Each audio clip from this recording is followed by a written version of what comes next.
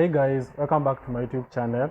My name is Peter Rankin, and on set today I'm blessed to be joined by Beryl, who will introduce herself. So Beryl have worked with Red Cross, and today she is here to give us information about mental health. Do mental health matter to you? Have you had people struggling with mental health? Now, there she is, Beryl, ready to educate us about mental health. So Beryl, how are you? I'm fine, thank you. I'm fine. Thank you for joining us today in the evening. Thank you for having me. Can you introduce yourself to the viewers? Hi viewers, my name is Lizonella Migare Beryl, and I'm a volunteer at Kenya Red Cross. For some time now, we've been dealing with issues on mental health and psychosocial support. So maybe by the end of the session, we could have found a way to explain how to take care of our mental health. How does our mental health affect us and others around us, and how to get a support system, or how to offer psychosocial support to others who are suffering from mental illnesses. Oh, thank you so much. I've heard you have been having a nice experience. Yeah. In fact, helping people who are struggling in so mental health. So, if I may ask, as per you, what is mental health? Yeah, I think mental health is the state of wellness of the brain. You see, we usually use a triangle to describe our whole being. Yeah. We take the triangle and equilateral triangle, that is divided into three parts. That is the body, the mind, and the spirit. So once they're at equilibrium, Yeah. that means you are well. You are physically, mentally, spiritually well. But if there is an imbalance within one, then you know there must be a problem that should be dealt with. Yeah. So at this point, it's mental health. Mental health is basically the mind combined with the heart. Yeah, the heart. Yeah. So we could say mental health is somewhere the state of well-being of the mind and the heart, which enables us to function normally. I have heard people confusing. They regard mental illness as maybe you are mad. So many people regard when you are mentally ill, you are like a mad person. So is it true, or is just that a stigma? I come from a village Yeah. where when the mental health problem hits you real bad, now they'll put the blame on some other person. Yeah. They'll say, yeah, we have that neighbor. Yeah. The neighbor doesn't like it that my daughter has reached this point in education, or my son is this wealthy. Yeah. So it is the neighbor decided to go to a witch doctor, and yeah. they bewitched you. So that's part of a stigma. Yeah. Yes, of course, mental illness, it can cause some abnormal behaviors. Yeah. And if the abnormal behaviors are not dealt with, yes, people will perceive it as madness. Yeah. And then is schizophrenia a mental health problem? Yeah, schizophrenia is part of the mental health problems. Yeah. We have different types. There's depression, anxiety. Yeah.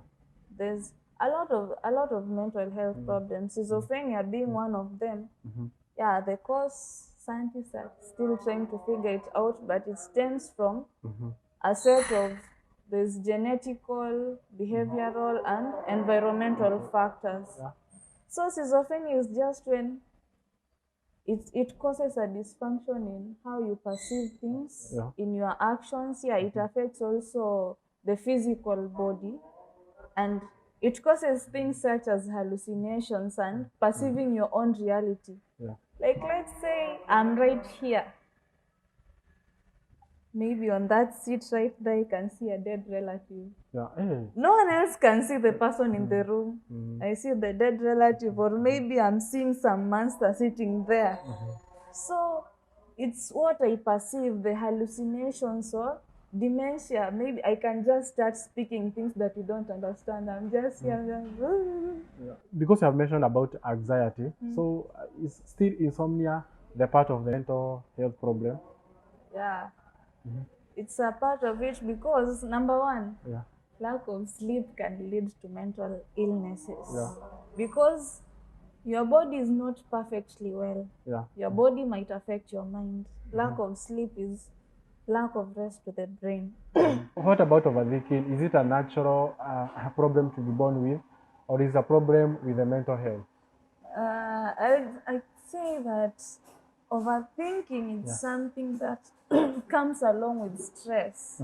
So what can you say about the state in which nowadays many people regard mental health as being caused by maybe rough heartbreaks and rough triangles? Yeah, practically, we live in our current society right now. Yeah. We live with a lot of people who we want to see ourselves as strong. Yeah. We can't break in the face of anything. Yeah. Like nothing can phase us. But the truth is, we are just hiding a lot of things inside. Yeah. If I may ask to cut you short, uh, would you consider the mental health maybe the problem majorly being caused by the parenthood or our early upbringing, or maybe the relationship issues, or maybe the financial status of the economy? I can say all of them are affecting the mental Affecting state. precisely the cases that you have handled, maybe in the universities, maybe as youths. So you see, like we were brought up in extremely African societies. Yeah. The parents believe that there are some forms of punishment that the parents use. Like you've ever had a parent thoroughly caning their child. That is not caning, even it's battering the child. The child is left with wounds, and then using some degrading words on top of that. Yeah. That child maybe they'll grow up with a lack of self-esteem. Self-esteem. Yeah. Coming to the financial state of the country brings up a lot of stress, Yes, yeah. especially if you have a lot of kids. And then what was the other one? The other one was a relationship, financial status, and then the upbringing. Yeah. Yeah. Now let's move to relationships. Yeah. As we said, Yeah. someone joins the relationship with too much expectations. Now, when you have too much expectations, then you have to expect also a high level of disappointment. And the heartbreaks. Instead of just expecting everything, maybe just take things one step at a time. Because bringing in all those many expectations, then you have to bend to the pressure of performing. Like, do you believe there are some people who have a stable job, who are in a stable relationship, who their upbringing was fine? Do you believe they still have the mental health issues, or can we say those problems are accompanied by maybe the people who struggled with their upbringing, the people struggling financially, and the people struggling in maybe rough issues? I can say even stable people can just spiral into depression or anxiety, simply because not everything is constant. Right? Until you just get yourself just asking yourself internally, like, this person, what did they have to lose? They had the money, they had the stable relationships, they had, but there are some things that just lead to it. Yeah. Some things others we can't even explain. Yeah. But there are some factors that can lead to having mental instability. Yeah. So as a person who specializes as a person who is specializing in maybe the catering the needs of people who have health issues, who have the health issues. So what the first step maybe you would advise to a person who is facing the mental health maybe the issues? What's the first step? The first step is recognizing and accepting that you are suffering and that you need assistance. Because no matter how many doctors they take you to, no matter how many specialists, they even pay millions of shillings to take you to a specialist. If you do not accept you are not well, You're not okay. there's no way they'll help you. So you have to first accept that you're unwell, that you need assistance. Then second, you have to seek medical assistance. Because let's say like some others like chronic depression, you need to get on medication. And maybe okay, some medical factors lead to such cases. So maybe you can get prescriptions for other types of medicine that do not make you feel the way you're feeling. For depression, you have antidepressants. You have for dealing with insomnia, they have sleeping pills, right? Yeah, yeah. So you can try to seek medical assistance. Now, while seeking medical assistance, you also need to have a support system. Yeah. And the support system doesn't just come by like that. You have to first explain. You don't just spring up on a person and tell them, now, Peter, you're my support system. Bas, I'll be coming to you and I have trouble. And you know, people also deal with their troubles. Yeah. People are struggling with their own lives. So you might go to someone. Maybe this other person needs help more than you do, or as much as you do. And then you're just springing your troubles onto them. Pop, yeah. You'll be my support system. You can't say no. And then to that question of support system, maybe would you advise a person to approach a friend to maybe to talk about the problem, or would you advise a person to approach a professional? Because in our society, it's casually advised that you talk to your closer friend, but for nowadays we don't have that good friend to whom he or she will keep the secrets. So as per you, maybe the people you've handled, do you prefer really seeking professional help, or really like you casually you go to the available, maybe the closer person or friend you have? Okay, it's like just some article I was reading yesterday. Your best friend has a friend.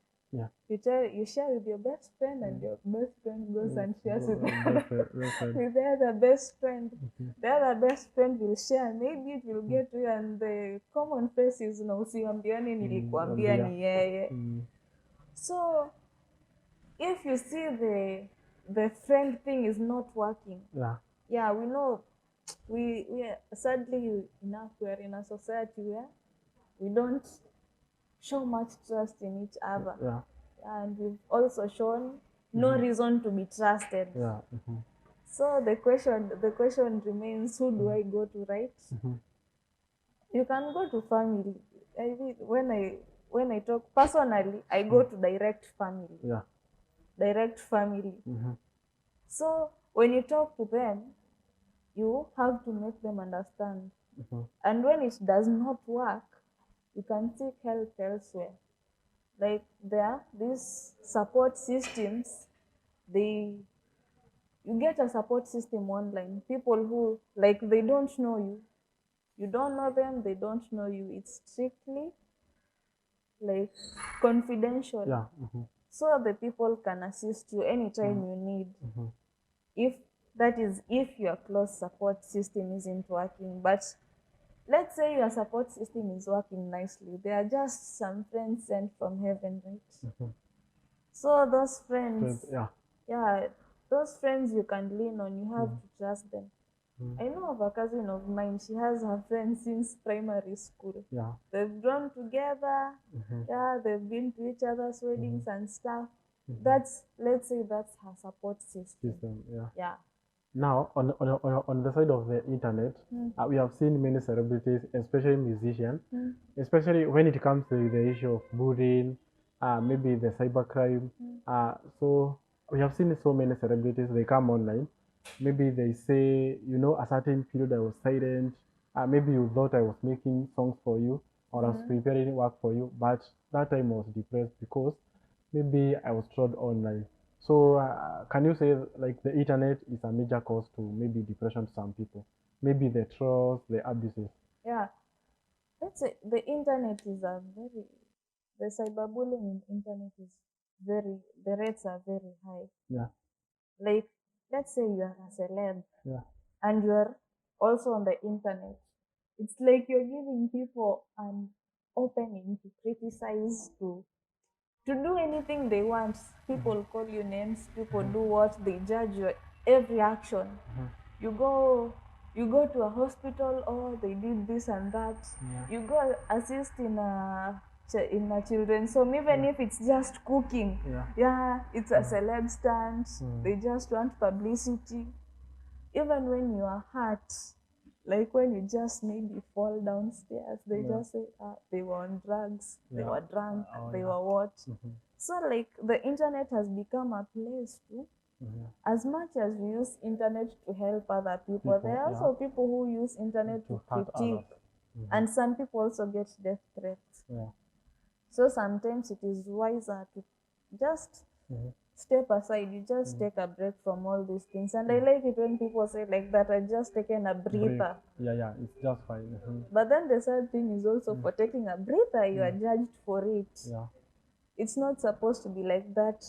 If it's something that really affects someone's mental health, you should at least put yourself, maybe try to put yourself in the person's shoes. And say, really, sometimes the internet, it just makes you crazy. It's addicting, by the way. You get stuck on one negative comment, then you start browsing, looking for other negative comments. So sometimes it's good to just separate. You just see deleting the Instagram, deleting Facebook, deleting what. That's a mental health break. It's very advisable. Yeah. And then we have this, maybe it's a quote. It's not a valid quote. So in maybe I capture it in quote. It says, we're in a society where maybe we have the happy generation, but in the recent, they have the sad faces. So we are sad inside, but maybe on social media we are happy. So also there's the fact of maybe disposing a lot to the internet than it's. We have seen so many celebrities, they come online. Maybe they say, a certain period I was silent. Maybe you thought I was making songs for you or I was preparing work for you, but that time I was depressed because maybe I was trolled online. So can you say like the internet is a major cause to maybe depression to some people? Maybe the trolls, the abuses. Yeah. Let's say the internet is the cyberbullying in internet is the rates are very high. Yeah.